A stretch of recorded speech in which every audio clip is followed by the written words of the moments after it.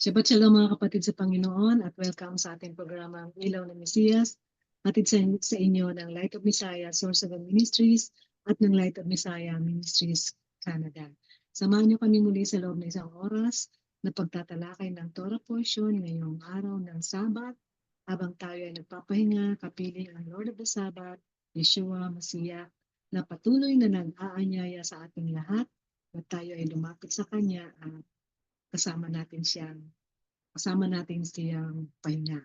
Ngayon po sa Mateo 11:28 hanggang 30, lumapit kayo sa akin kayo mga napapagal at bibigyan ko kayo ng kapahingahan. Pasanin ninyo ang aking pamatok at matuto kayo sa akin sapagat ako ay maamo at mapagpakumbaba.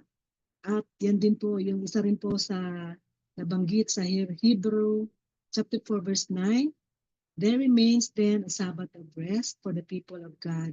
For anyone who enters God's rest also rests from their works, just as God did from his. Let us therefore make every effort to enter that rest so that no one will perish by following the example of disobedience. So yan po mga pagpapaalala sa atin na napakahalaga ng pagpapahinga sa araw ng Sabat at yan po ay hindi lang para sa mga mananampalataya, para ito sa lahat ng nilalang ng Panginoon. Kaya nga pati mga hayop, pinapagandayos ng Panginoon na sila din ay magpapahinga.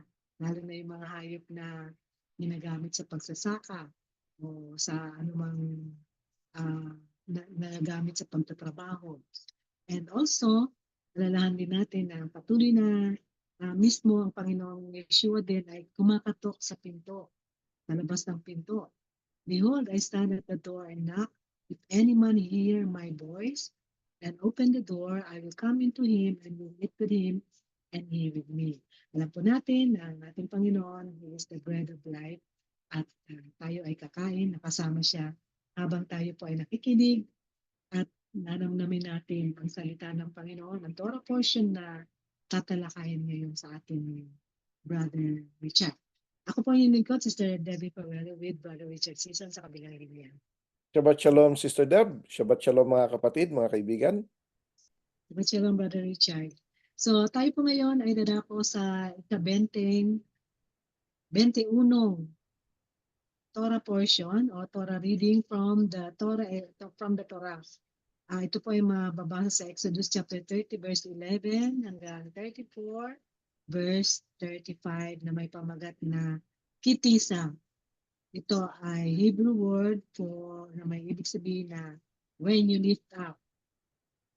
At ito ay hango sa unang mga salita ng ikalawang versikulo sa Torah portion natin po ng Torah reading.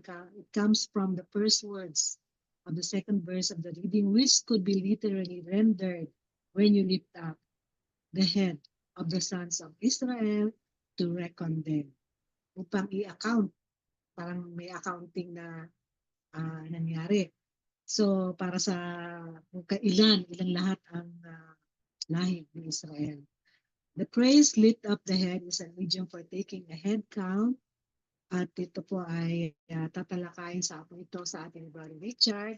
May instruction din ng Panginoon ng yung pagsasagawa, hindi lang pagsasagawa ng census at pagraranson din sa bawat isang binilang. So alamin natin ano bang mga nakapaloob dito na sa mga instruction na ito. Bakit kailangan i-census ang Israel? At pinaalala din dito sa ating Torah portion ang kahalaga ng Sabat. May mga pangyayari din na kung saan ang Israel ay tinayo ang isa sa pinagbabawal ng Panginoon, ang gintong baka o golden calf, kasalanang may nakaakibat na parusa at hindi pagtalima ng Israel sa covenant sa pagitan nila ng Panginoon. Alamin natin anong ginawa ni Moses para ma-restore ang covenant na ito, covenant relationship na ito with God. At bagong lahat, pangunahan muna tayo ni Brother Richard sa isang panalangin. Tayo po ay manalangin. Ama namin na nasa langit, maraming salamat po sa pagkakataong ito na muli po kaming makapaghayag ng inyong salita at makapaglingkod sa inyo sa pamamagitan ng radyo. Nawa, Panginoon, ay pagpalain ninyo ang inyong salita na ito ay makarating at manahan sa mga pusong nagsasaliksik ng inyong katotohanan. Nawa, Panginoon, na ito ay magbunga sa mga pusong uhaw at ito ay magbunga ng magandang gawa at magbigay ng kaluwalhatian sa iyo, Panginoon, dahil ikaw lamang ang may karapatan na makatanggap ng lahat ng papuri at lahat ng pasasalamat. At ito po ang aming dalangin sa pangalan ng aming Panginoong Yeshua. Amen. So, itong parsya na to, Sister Deb, no, Kitisa, ay napaka marami actually ano to napakaganda nito. At ang maganda pa nito, timing. Kasi kadalasan, most likely than not, magkasama siya ng yung Shabbat na malapit sa Purim, no? Technically, ang Purim nag-end na nung sundown kanina sa amin, kahapon naman sa inyo. Pero ito yung pinakamalapit na Shabbat. Every Shabbat lang naman tayo may program. So, i-discuss din natin yung Purim, ano? At so dalawang topic tayo at anong relation ng dalawa sa anong pagkakaparehas, ano? Again, ang coverage ng ano natin ay sa Exodus chapter 30 verse 11 hanggang 34-35. Tapos of course, ang Purim ay nakalagay naman yan sa Book of Esther, no? Yan ang isa sa mga migilot, yung mga scroll na binabasa sa panahon ng, kasi bawat mga memorial days, ang mga appointed feast, pero mga binabasa na certain scroll. For example, sa Pentecost, yung migilot ni Ruth, mga ganon, ano? So may mga certain scroll na binabasa. Ito naman pagdating sa panahon nito, of course, yung kay Esther, no? Ngayon dito, isa sa mga key points, no, na pinakita rito, nag-census, first census ito na nabanggit, although later on mas detailed siya sa Book of Numbers, no? Kasi patapos na ang ang Exodus, pero nabanggit na nga rin dito. Tapos ni-require ng Panginoon na magbigay ang male, no? Ng 20 years old and above ng half a shekel. Ang instruction dito, mapamayaman ka, mapamahirap, half a shekel lang ibibigay mo. Di ba? Ang dahilan dito, ito ay para sa redemption ng ating mga kaluluwa. Redemption of our soul, no? Of course, yearly ito, no? Ang equivalent sa panahon ngayon, more or less, is about $5, no? So again, nagtataas baba ang pero mga approximately mga 250 pesos, 300 pesos, more or less, no? Mga ganon. A year yan, per year, hindi per month, hindi per week, no? Per year. So ang mga mayayaman di pwede magbigay ng mas malaki, ang mga mahirap hindi pwedeng kulang. So dapat pare-parehas lang, no? Ngayon, ito ang later on tinawag ito na temple tax, at maging si Yeshua, may event na nangyari na kung saan si Peter ay tinanong ng mga Pharisees, mga Sadducees.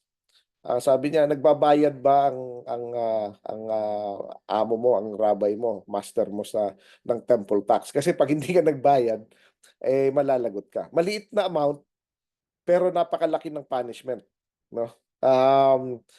Actually, ano siya masyadong mabigat ang punishment na So, sabi nga nila, ang salvation daw is free. Actually, not exactly like that, Kasi daw, somebody paid for it. Pero, hindi, it's not as it looks like. Parang maganda lang pakinggan, sarap pakinggan, pero actually hindi ganon. Pero hindi rin ganon kamahal. Kasi Mm. mura lang eh. Magkakano ba naman yung 200, 300 pesos a year? Wala pang piso sa isang araw, Sister Deb, no? Yung mga tao nagpapaload, magkakano, no? Anyways, so yun, ano, ngayon si Yeshua, sabi ni Peter, syempre nagbabayad ang master ko, no? Although hindi niya nakita probably that year, pero alam niya, of course, year after year, nagbabayad. Kasi pag hindi ginawa ni Yeshua yon, siya mismo violator ng law. Di ba? So hindi siya perfect pagka ganun. Which is, God forbid na ganun ang nangyari. Pero hindi. Of course, he does. Pero nung pupunta na si Peter, nakita sila ni Yeshua, sinabihan ang Panginoon mismo ang unang nagsalita. Sabi niya, Peter, kanino ba kumukuha ng mga tax ang mga hari? Sa mga anak ba nila o sa mga tao nila na mga subject nila na tao? Sabi ni Peter, siyempre subject nila yung mga subject nila na tao, yung mga citizen. So exempted yung mga anak, sabi niya. Ngayon, sabi niya para hindi sila ma-offend. Sabi niya, ang gawin mo, pupunta ka dun sa sa lake. Mag-ano ka ng mamingwit ka, yung unang isda makuha mo, kung ibuka mo yung bibig, tapos makakakuha ka ng pera. Sufficient yon para sa temple tax ko at sa'yo. So nagbayad sila, no? Kaya may mga tinatawag na St. Peter's fish sa Israel, no? Parang tilapia siya na ibang klase kasi may 5 klaseng tilapia pala, Sister Deb, no? Pero itong klaseng tilapia na to, apparently sa Israel lang nakikita. So, 'yun ang sabi nung nagtutur kami, 'yun ang sabi, no? I don't know how true, pero 'yun ang So, sinabi. sumusubo siya ng shekel. Ang tendency niya, hindi lang shekel, kundi ang tendency niya pag merong kaguluhan, no, nagkaroon ng parang na ano, yung may siyempre tahimik sila tapos parang may biglang bumulusok or Pag anything, nabulabog sila. nabulabog sila, ang tendency niya, ang una niyang tendency, kung ano yung kumikinang, kakagatin niya. Kinakain nila. Hindi niya kinakain yan, tinatago lang niya sa bibig niya. Kasi yun ang defense mechanism niya, ang mga ano niya, yung mga anak niya, pagka yun nga, pag may ganon, may nabulabog, Nasa bibig din niya. kinakain niya muna yung anak niya, nilalagay niya sa bibig niya para to keep them safe. Ganon. So, nandoon lang sa bibig niya. Ngayon, makikintab yung mga anak niya eh. Maliliit na tilapia. Oo Oh, nga pala. pag nakakita siya ng coin or anything na makintab, ay kakagatin niya kagad. Kasi hindi niya kinakain yun, nilalagay lang niya sa bibig. So, ang nagkataon na may nakuha siyang shekel or something, no? Siguro 1 shekel, Sister Deb, kasi ang presyo is half a shekel each eh. Tig-isa sila. So, 1 shekel yung nakuha nung fish, ni Peter sa fish, ano? So, yun ano. So that's that. Required yan every year. Ang pangalawang point na makikita natin dito ay yung golden calf, ano? Golden calf incident. So, nangyari rito, umakyat si Moses sa bago pala yan, anong parallel nito sa anong parallel nito sa sa Purim? Sa Purim, nagbibigayan sila ng coin to celebrate. Kasi in reference yan dun sa lot nila na yun nga gusto silang patayin pero hindi sila napatay. So parang it's a gift giving, no? Yung pangalawa is golden calf incident. Yun yung pinakamalaking kasalanan ng Israel. Ito kasasabi lang ng Panginoon not long ago, actually within weeks lang eh. Narinig nila sa boses mismo ng Panginoon, naririnig nila ang commandment na unang commandment, I am the Lord your God who brought you out of Egypt. Thou shalt have no other gods before me. Iyon ang unang-una. Pangalawang commandment is related to that. Thou shalt not make any graven images or anything likeness in heaven above or on earth beneath or under the earth, for I am a jealous God, punishing the iniquity of those who hate me from the third and fourth generations, but showing grace and love and grace to those who love me, to thousands of those who love me and keep my commandments. So, nasasabi lang niya eh. Hindi pa nga naibababa yung tablet eh. Pero narinig na nila. Boses mismo ng Panginoon. Like live. Kaya hindi nila masabing hindi namin alam. Kasi narinig nila direct from heaven, no? Tapos nawawala pa lang si Moses ng ilang araw, linggo. Kasi 40 days siya nga doon sa sa ah, pangalan nito sa Mount Sinai eh. Naano na sila parang na sabi niya hindi na nila alam kung ano nangyayari kay Moses. Ngayon sinabihan nila si Aaron na gawa na lang tayo ng ano ng ah, ng idol na kung saan ito yung nag-deliver sa atin sa ano. Um, ang reason nila, ang sinasabi nila, um, parang representation ito ng God na nag-deliver sa kanila from Egypt. So, hindi daw yung calf ang wino-worship nila, kundi yung God through yung visual. Yan ang nirarason lahat ng mga nagwo-worship sa mga idols.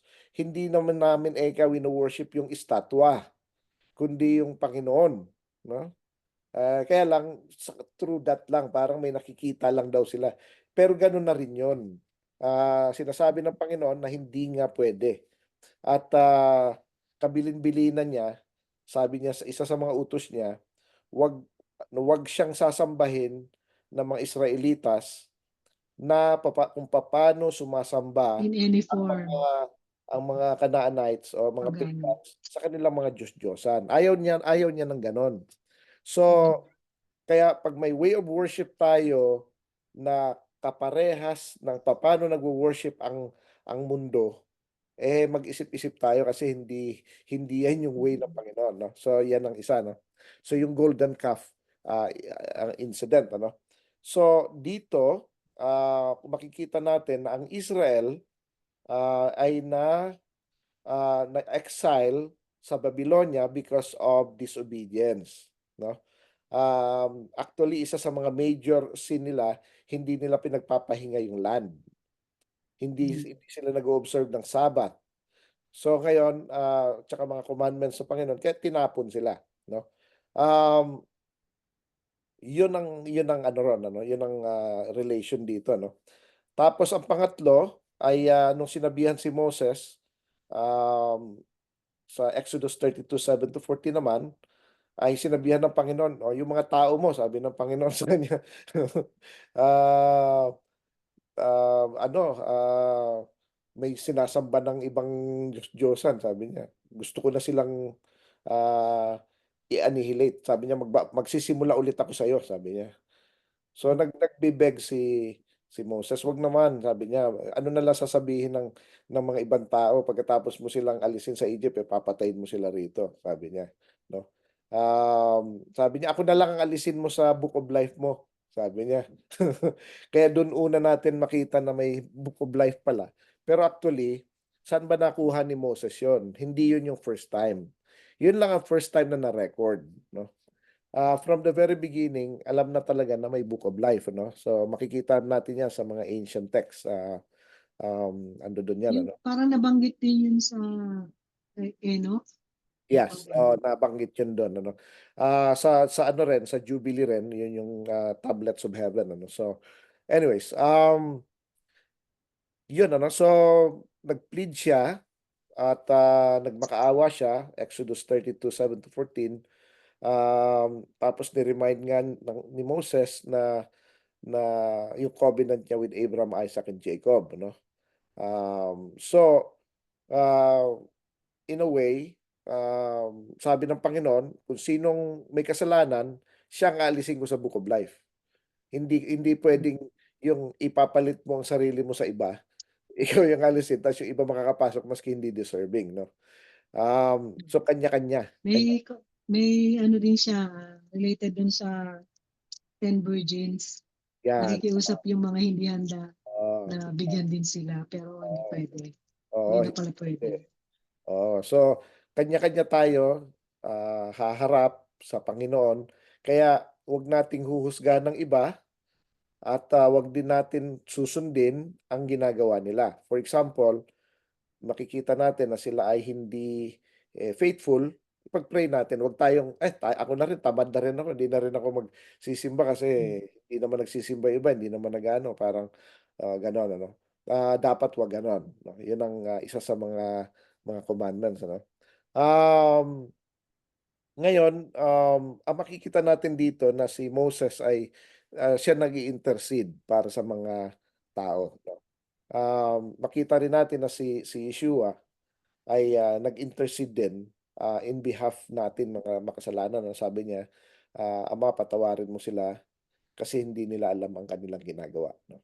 So, yung mga hindi alam ang ginagawa, may chance pa. Pero yung alam nila yung ginagawa nila, nalaman nila na dapat pala sundin ng mga kautusan, pero ayaw, yun may problema. Mas maganda pa yung hindi alam, eh. Ah, Hindi alam. So, hindi talaga niya alam. So, anong gagawin niya, no? So, i-judge lang siya based dun sa alam niya. Based Gano'n. din sa ginawa, yung mga Gano'n. bagay na ginagawa niya na minsan ayon sa utos ng Panginoon May pero mga hindi niya ano rin, alam. so katulad niyan, for example, nung mga bata pa kami, Sister Deb, sa ano nun, sa dati kong simbahan nung araw, every Friday evening, ano, meron kaming Young World Fellowship. Friday evening, isipin mo 'yan, 'no? Hindi namin alam nag-o-observe na pala kami ng Shabbat, oh, 'di ba? Sabat na pala yun. Oo, 'yun. Ta's gano'n din ang lolo ko naman, gano'n din. Every Saturday nakikita ko 'yan, nagba-Bible study sila, nakikita ko siya lagi nagbabasa ng Bible. Pero hindi nila alam ito, eh. Pero in their innocence, Pero nagagawa nila, nasusunod nila nagagawa nila yung Sabat. yung Sabbath, 'no? So that's another thing. Ngayon, nung ang pang-apat na key pointers dito sa ano na 'to ay, ito pa muna bago pala yon, anong relation naman sa Purim, ano? Makita natin na si Queen Esther,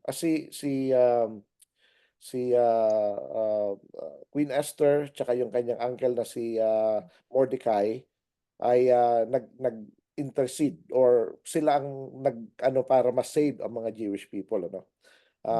Si Kasi hindi puwedeng lumabas si Queen Esther, hindi niya alam kung anong nangyayari sa labas, si Mordecai lang ang connection niya, 'yun ang ano ron, eh. So si Queen Esther ang may posisyon, nakaposisyon dito sa king, tapos si ano naman, si Mordecai naman sa mga tao. So sila nagkokontakan.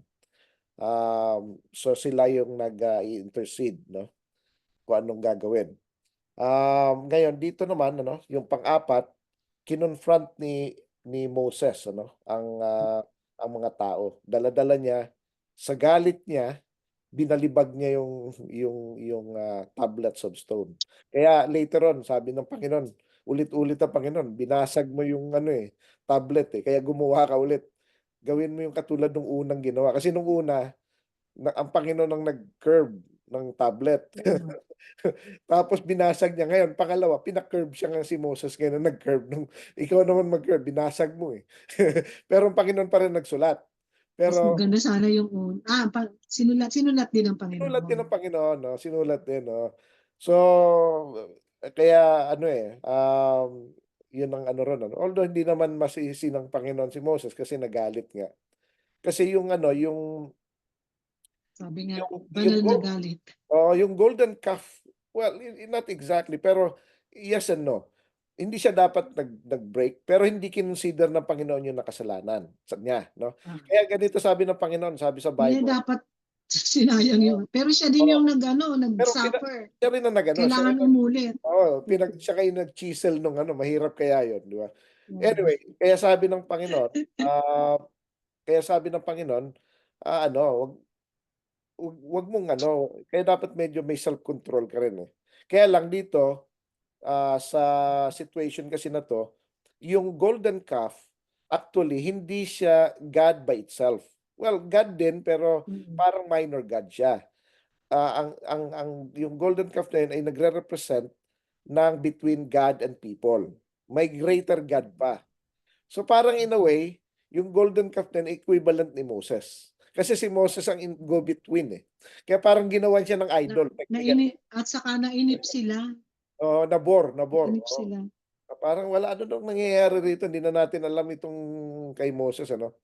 Makikita rin natin dito, maraming pera yung mga tao eh. Kaya 'di ba namigay na sila ng earlier, namigay na sila ng mga gold, Oo, para silver, sa mga temple. marami na sila pinamigay.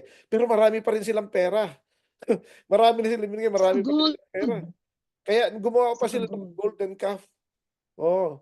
Kaya yung maraming pera is also a test. Yung masyadong maraming pera, Parang testing din eh. parang sumpa din siya. Oo, parang ano rin siya na parang equivalent lang siya, kabaliktaran lang siya na sobrang hirap din. Mm. Pareho siya under test, no? Kaya minsan nakakagawa ng mga kung ano-ano dahil sa dami ng pera, no? Kaya kung ano-ano naiisip, Ano nabobor na eh. nakakaisip ng Oo, isipan. magawa kaya tayo ng golden calf, oh. Di ba?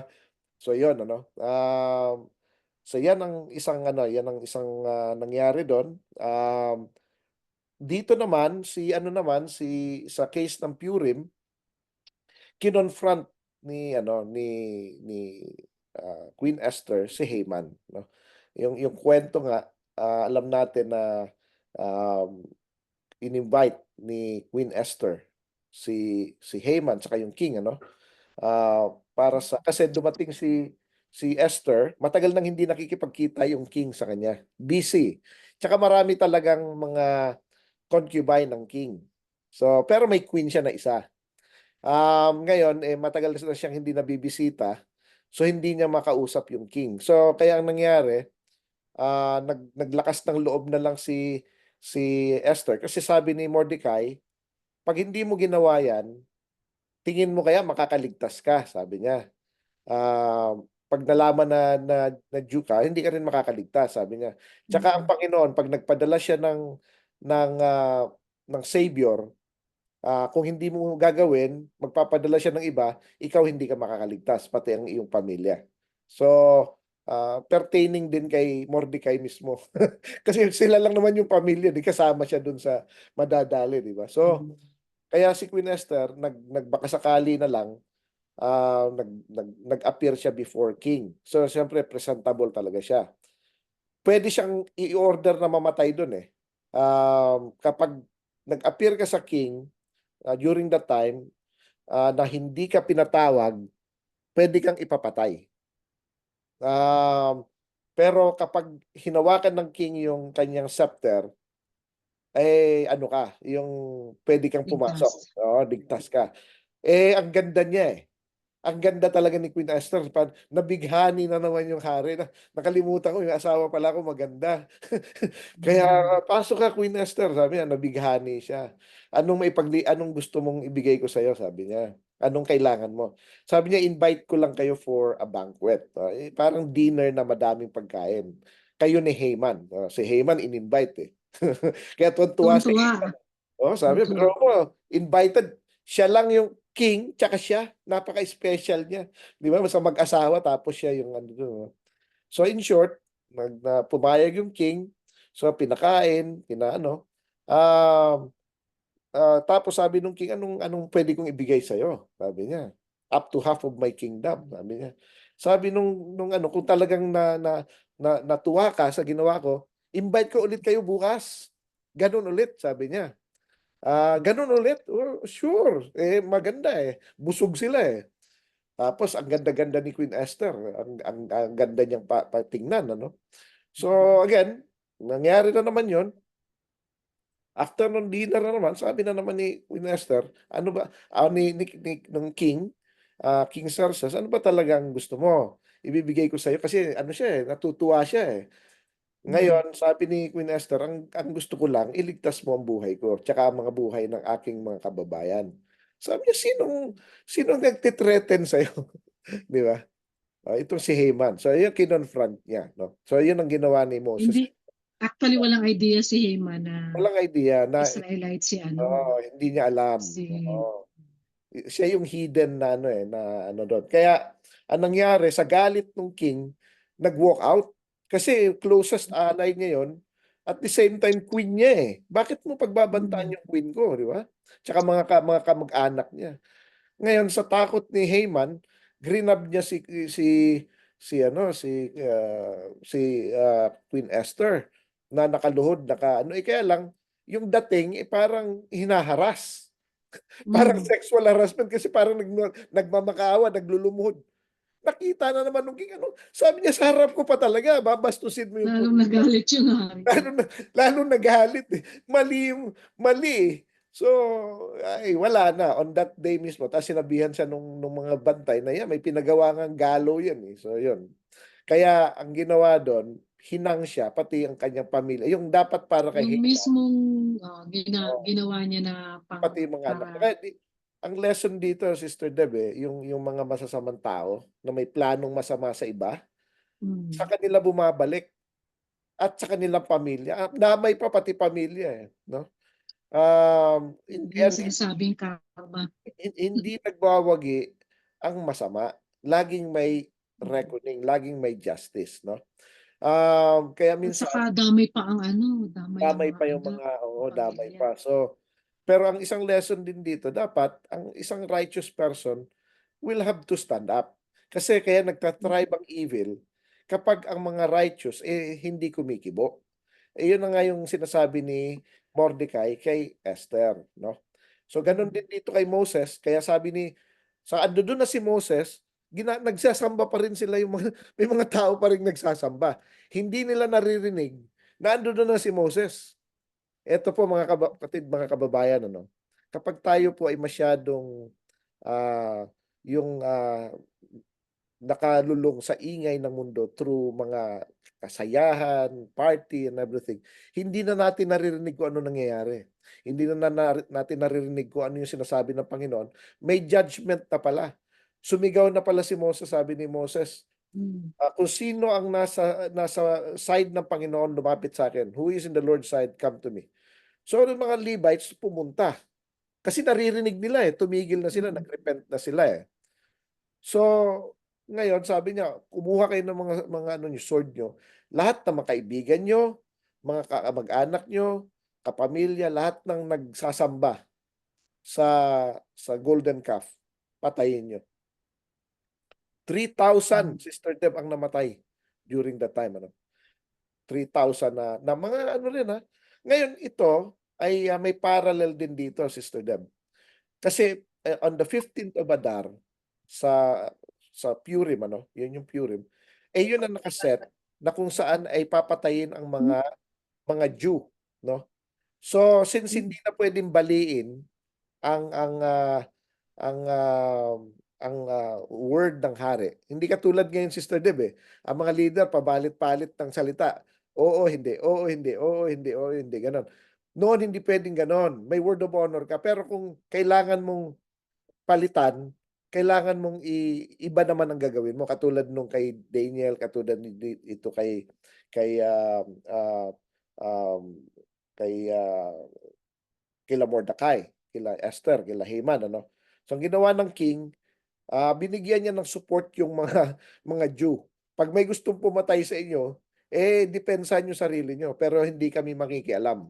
So maraming namatay nun, Sister Deb, na umatake. Umatake, gusto nilang patayin ng mga Jew, lumaban. Maraming namatay sa mga kalaban. So, on the time ng Purim, on the time ng Kitisa, ang mga namamatay, Sister Deb, ay mga kalaban ng Panginoon. Okay? So, although under persecution ang mga tao, pero on the time na kailangan ng kaligtasan, yung ang Panginoon nagpo-provide ng way to salvation, no? Ngayon, other than that, si Moses ay nag-seek ng God's presence kasi umakyat ulit siya at um, yun nga, sinabi niya na ang mga tao nagre-repent na. So sinabi ng Panginoon, sige, mag-chisel ka ulit. So ngayon, sabi niya, kung talagang nakagain ako ng favor sa iyo, Panginoon, sabi niya, let me see your glory, sabi niya. Ngayon sabi niya, hindi mo pwedeng makita ang glory ko kasi walang sino man ang nakakita sa kanya at buhay, no? So, pero sabi niya, tatakpan ko ang iyong mata at dadaan ako sa iyo, um, at i-declare ko ang glory ng Panginoon, tapos makikita mo yung likod ko. So nakikita niya, no? Ngayon, sa English Bible kasi hindi masyado clear yung parang sino yung magtatakip ng mata tapos dadaan siya, papaano naiwan yung kamay niya, 'di ba? Papaano nangyari, 'di ba? Sabi naman na walang imposible sa Panginoon, tama din. Maaaring may isang kamay na nakaganon tapos kita mo pa rin ang Panginoon, pero hindi po gano'n ang nangyari. Sa Hebrew text, nakalagay do'n, sabi niya, pumunta ka do'n sa may bandang may bato, sa may do'n ka pumuwesto, tapos yung Aleph Taf, actually, yung Aleph Taf, may word na Aleph Taf do'n, siya yung magtatakip ng mata. Actually, yung Aleph Taf na yun si Yeshua.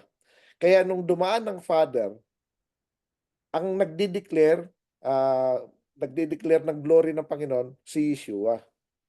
Siya nagde-declare ng glory ng Father. Kasi alangan namang siya rin ang nagsasalita para sa sarili niya, 'di ba? Yung gino-glorify niya yung sarili niya. Or may recording sound, ano? Kasi walang mga angel dun. Wala namang sinabi may mga angel, eh. Oh, solo lang sila ron, eh. Pero very clear sa Hebrew text na ang Aleph Taf ay andoon sa may bato. Yun ang nagtakip ng mata niya, si Yeshua ang nagtakip ng mata niya. Ta's ang nagde-declare ng glory, si Yeshua. Nagde-declare ng glory, yung na yun, si Yeshua yun. So, kaya ang nangyayari dun, si Yeshua nagde-declare ng glory Mukha ng ni Ama, Moses. kasi nobody knows the Father except the Son, and no one have seen the Father except the Son. So, and no one knows the Son except the Father, gano'n, no? Kaya ang nangyayari, ang Father gino-glorify din niya ang Son. Kaya nga sabi ng Panginoon sa prayer niya, "Let me have the glory that I have before you, before the foundation of the world." Yung prayer niya sa John chapter 19, ano, yung high priestly prayer niya, bago siya na-crucify. So yun, ano, makikita natin dun, and then may renewal ng covenant, no. So pinatawad pa rin ng Israel at, dahil humingi sila ng tawad. Ito yung Sister Deb, ito yung nagsimula silang, humingi ng tawad ng first day of the sixth month for 40 days, Sister Deb. Yun yung tinatawag na teshuvah. Galing dun yung practice natin na teshuvah, yung 40 days of Oo. repentance, no? Oo. Um, Kaya ang ending nun is Yom Kippur, no? Tapos dito, talagang ini-emphasize ng Panginoon ang importance ng Sabbath, na death penalty talaga pagka hindi ka sumunod, eh.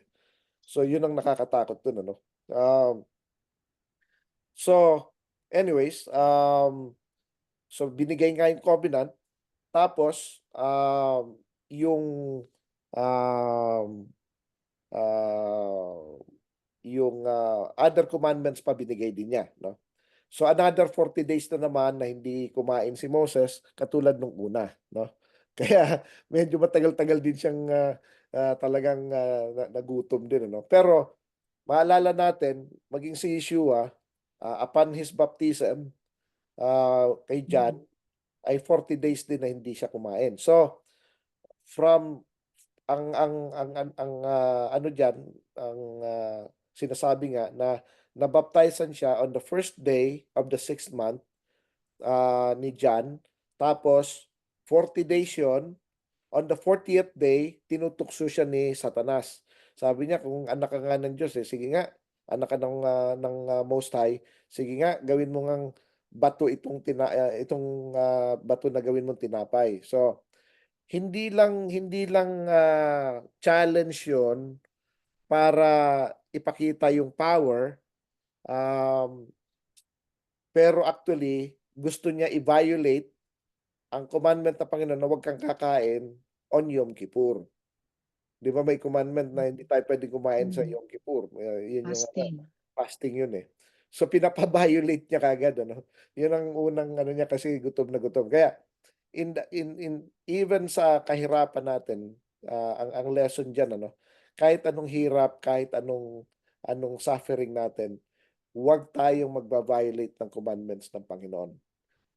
Hindi excuse yung suffering natin or yung hindi available ang certain things. For example, may nagsabi sa akin na pag talagang walang-wala na talagang pagkain at mamamatay na talaga sa gutom at dinuguan lang yung ano doon, kakainin na rin niya.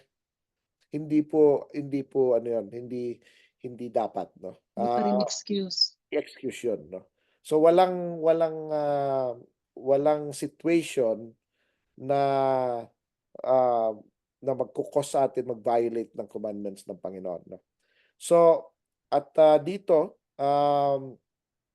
makikita natin na nung dinideclare nga ang glory ng Panginoon, ano, yung attribute ng mercy niya at yung ini-emphasize yung compassion niya, yung pagiging maawain niya, no? At ang forgiveness niya. Pero ito, applicable lang ito sa mga repentant, Sister Deb. Hindi sa unrepentant. Hindi siya applicable sa lahat.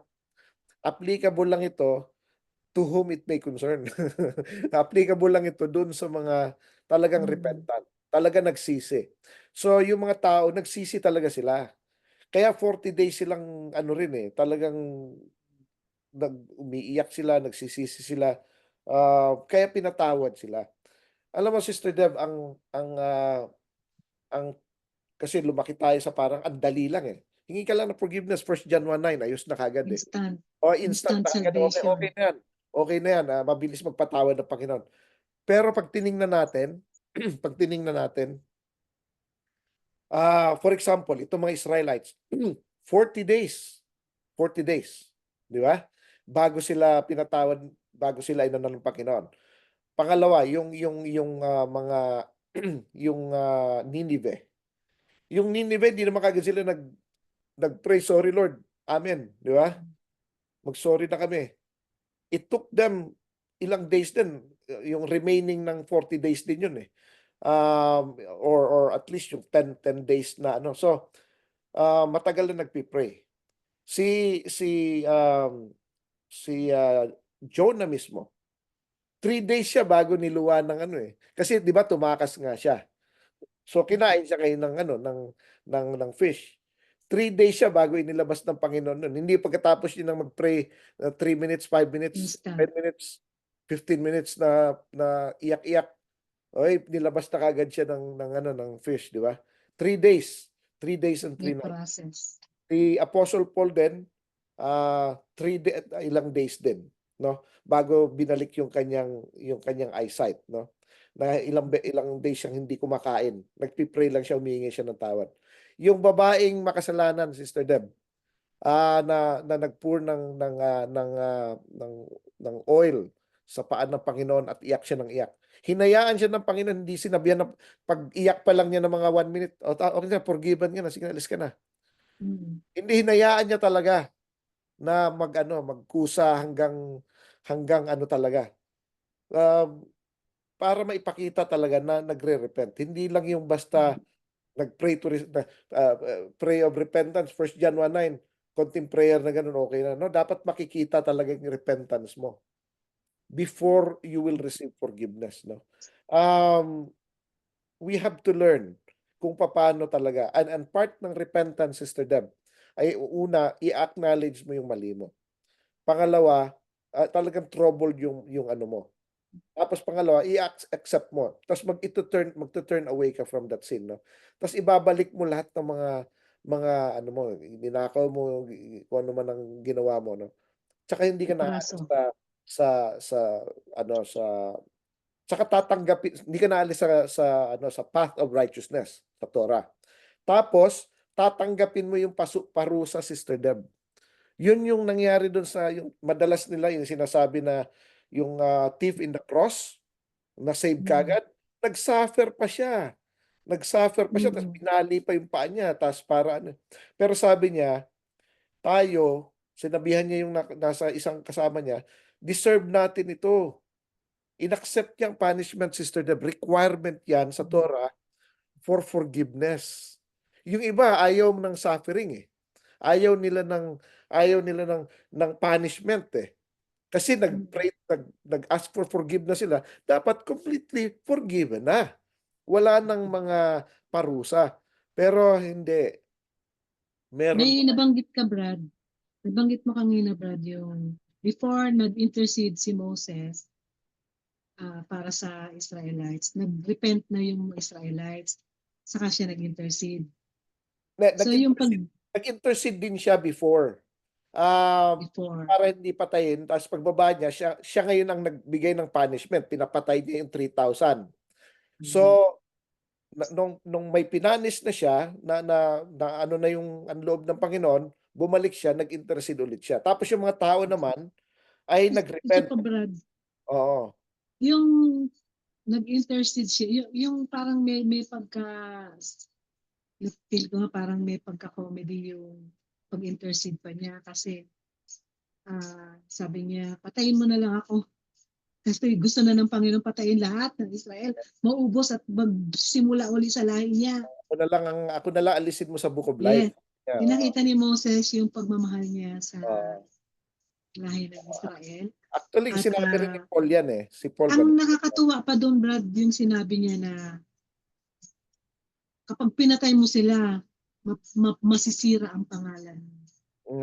Binalik niya sa Panginoon. Ano na Kasi lang banal yung sasabihin ng isang pangalan niya. tao? Sabi nga, Sasabihin na ibang tao, binidala mo sila dito para para ubusin. patayin lang. Yun. Hindi I sila think isa kayang, yun sa mga oo, reasoning din natin na oo, nakita din oo. na sinabi ni Moses Yan, na hindi pwedeng malsalangsang ang pangalan mo. oo. And isa pa, yung representation din niya para din siyang si Yeshua. Mm, Nung time na, di ba sa Messianic writings, ay nasabi ng Panginoon, manalangin kayo sa mm, pamamagitan ko. oo, Kumbaga, gagamitin ng kanyang pangalan, oo, siya yung representative natin every time na nagpo-pray tayo, even sa repentance. oo. Yan, oo. Yan, no. So, Tapos, hindi nagbabago. hindi Nakita natin nagbabago doon mula yung noon, no? nagbabago ang Mula noon Panginoon. hanggang ngayon, ganun pa rin.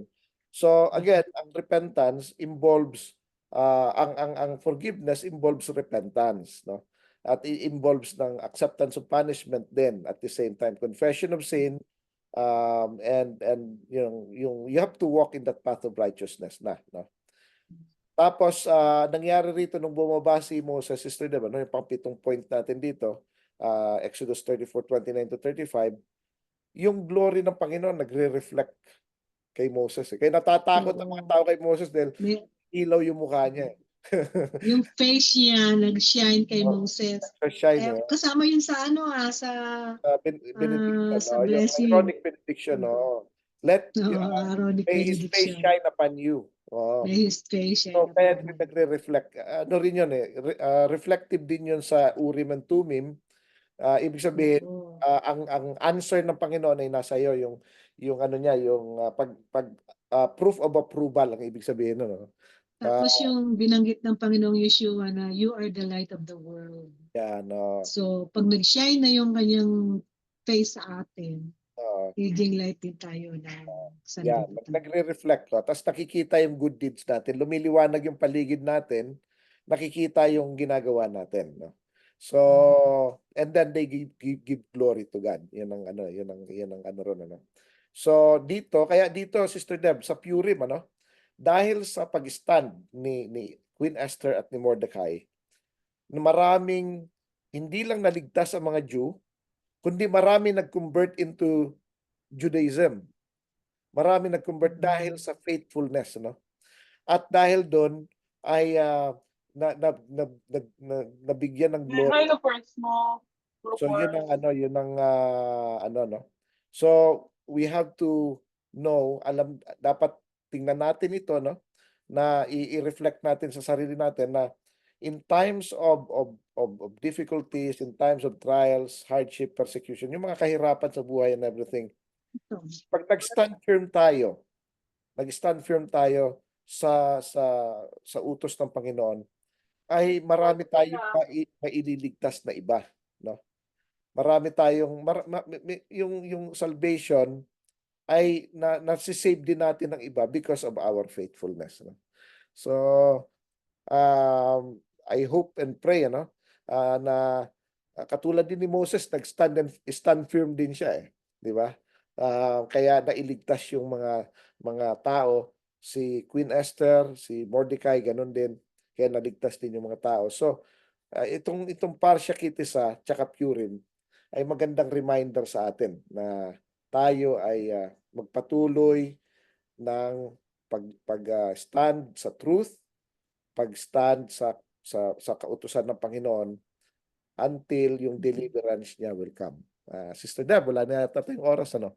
Okay, so napakaganda ng mga natutunan natin ngayon at mga ibinalik sa atin yung kahalagahan ng mga ginawa ng ating Panginoong Yeshua, kung paano siya yung naging inter kumbaga, intercessor natin, gaya ng ginawa din ni Moses. At sabi nga ay ang Panginoon ay hindi nagbabago noon, ngayon, magpakailan pa man. So bago po tayo maghiwalay, hilingin natin si Brother Richard para sa closing prayer. Okay, tayo po ay manalangin. Ama namin na nasa langit, maraming salamat po sa pagkakataong ito na muli po kaming nakapaglingkod sa inyo. Salamat sa Parsha, Kitesa at sa Purim, na kung saan ay na inalala natin na ang buhay ni Queen Esther, ni Mordecai at ang kasamaan ni Haman at ang kanyang mga masamang plano na i-annihilate ang Israel. Panginoon, nawa ay ah, ang mga makakarinig ng inyong mensahe ay maisabuhay ang mga gawain at mga kautusan na itinuro niyo sa amin at maging mag-stand firm kami sa kalagitnaan ng kadiliman at Yes. krisis na nangyayari sa aming buhay, sa aming bansa, sa aming community at sa kung saan pa man na may dinadala ang isang mananampalataya. Binabalik po namin sa inyo, Panginoon, lahat ng papuri at pasasalamat sa pangalan ng aming Panginoong Yeshua. Amen. Okay, so maraming salamat po sa patuloy na pagsubaybay sa ating programa Ilaw ng Mesiyas at pinapasalamatan din natin ang patuloy na pagtuturo sa atin ni Brother Richard. Sabi nga, yung katapatan ng isang lingkod ng Panginoon ay sinusuklian din ng Panginoon. At ganun din po yung patuloy na pakikinig sa ating programa at pag-share din ng mga lessons dito ay nagiging blessing din po yan para hindi lang sa atin, kundi sa ating kapwa. Tandaan po natin, ang patuloy na sumusunod sa Panginoon ay siyang tunay na nagmamahal sa Kanya. Ako po yung lingkod, Sister Debbie Ferrello, with Brother Richard Simpson. Patuloy na bumabati sa inyong lahat ng Shabbat Shalom. Hello.